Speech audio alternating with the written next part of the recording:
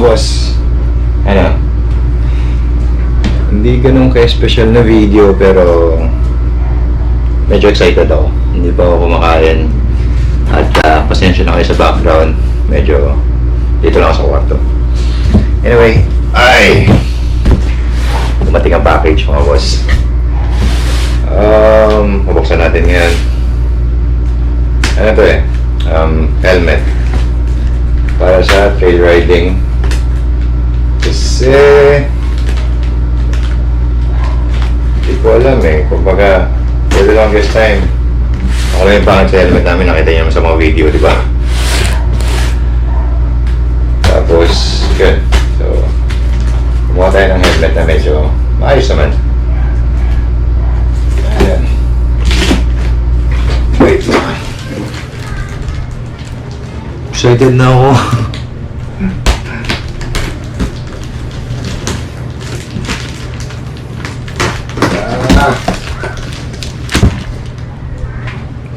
Tabi lang natin to. Tapos, so nga pala, ito yung shipping info. Sabi dito, hindi ko alam kung paano basahin, pero sabi, Post Italian, hindi ko alam, hindi ko maintindihan. So, binuksan nila siguro for inspection. I guess, sa customs. Ay, boss.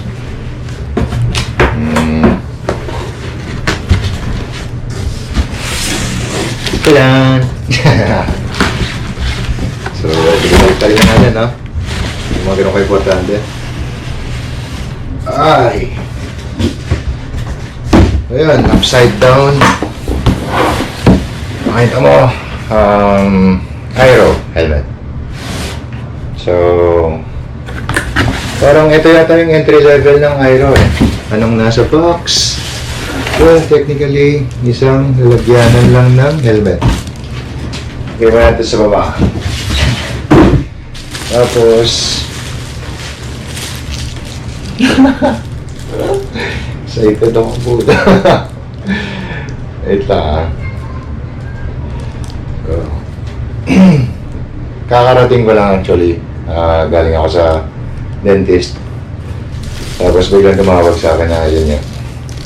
So, meron siyang kasamang manual na kailangan natin sirain.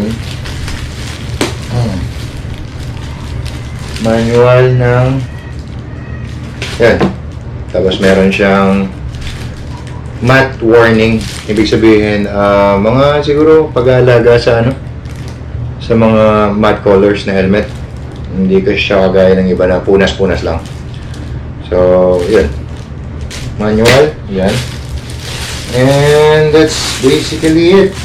Yun na lang yun. And then the helmet itself,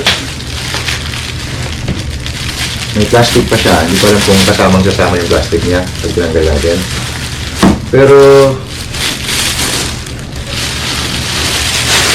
taran! Gusto ko sa kanya mga boss ito. Meron siyang parang smiley na may X. Tapos, ayan. And then,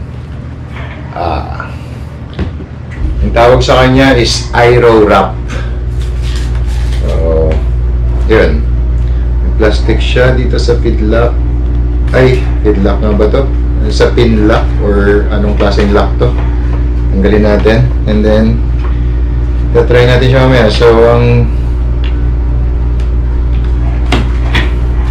wala ba siya madali lang? Ayusin. So, yun.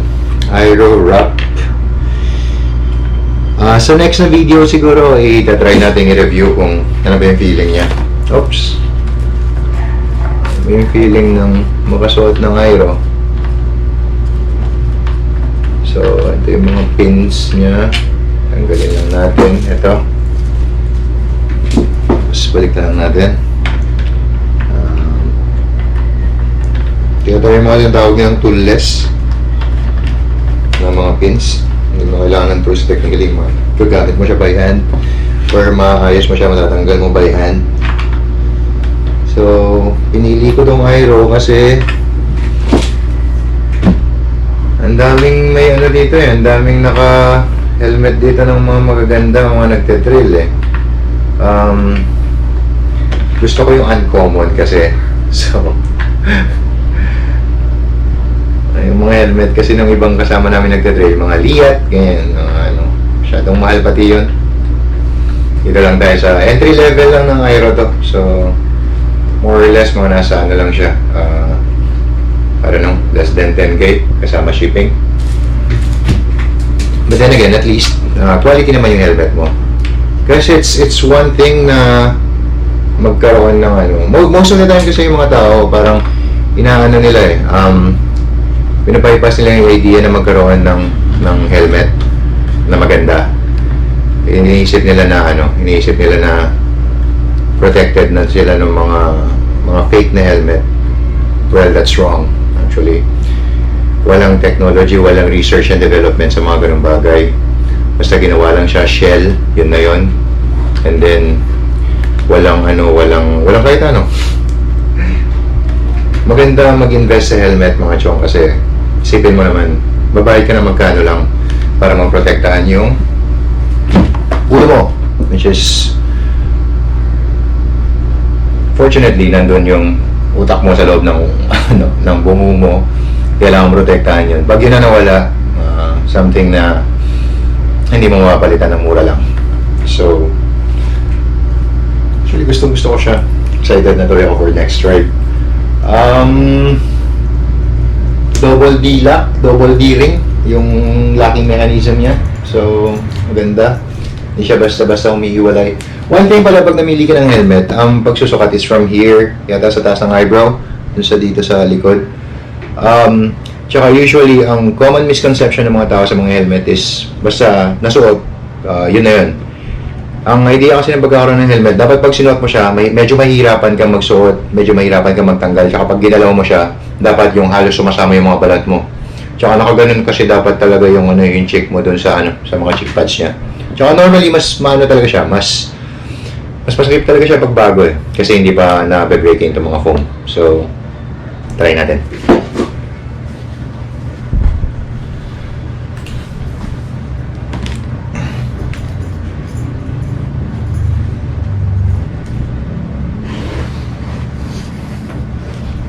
Ayos pa mga boss. So, pag double D-ring, muna insert mo yan dyan. Tapos, next is, iwalay mo silang dalawa. Insert mo ulit siya dyan. Hindi ko alam kung nakikita nyo. And then yun. Up to the point na parang parang kung saan ka komportable. And then ilalak mo siya dun sa ilalak mo siya dun sa zip. So, ito yung sinasabi ko, pagka ginagalaw, hopefully nakikita nyo kasi medyo low light tayo. Pag ginagalaw mo to, dapat ganyan. Hindi siya maluwag, hindi siya gumagalaw. Kasi pagka, at impact kasi, pagka, tanggalin na natin At impact kasi, pagka magalaw yung helmet, tapos hindi siya masyadong fit sa'yo, at impact, ikaw yung mapapasubo. Pwedeng mag-spin kasi yung helmet pa so to whatever, size ng impact, kung saan yung side ng impact, and delikado yun. So, yun lang, very very short video para sa ngayong araw na to. So, yun. Ito yung right side niya, right side, and then back, and then left, tapos front, and then top view.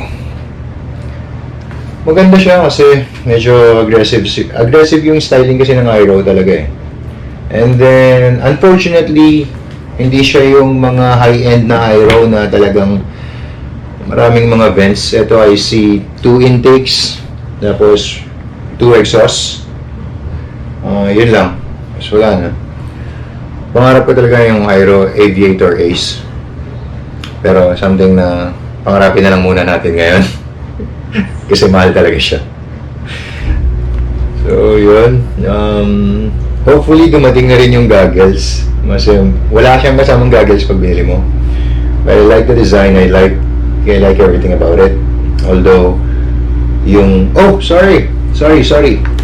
Meron siyang, if you can see right here, may mga extra vents pala siya dito. So, very nice. So, nagkamali ako mga boss. I'm so sorry. Meron siyang 1, 2, 3, 4, 5, 6, 7 intakes. And then, for the exhaust, 1, 2, 3, 4, 5. 5 exhausts. So, ano yun? Napakaganda niya para sa isang entry level na helmet. It's something that you can be proud of kahit alam mong mura lang siya, hindi kagaya ng mga ibang ginagamit ng mga ibang mga trail riders. Anyway, Aero is an Aero, so very good. This is pala Aero Wrap Matte Red. Ang naging deciding factor ko lang bakit ito yung binili ko or bakit ito yung pinili ko is dahil dito si Smiley. Aero Wrap Smiley Red Matte Red. Yun lang yun ang deciding factor ko. Wala naman ang iba. Kumbaga trusted naman yung brand, so you can't go wrong with it. Yun lang. Goodbye mga boss. Thank you. Oh, by the way, like, share, subscribe, comment. Kung meron kayong mga suggestions, sabihin nyo lang.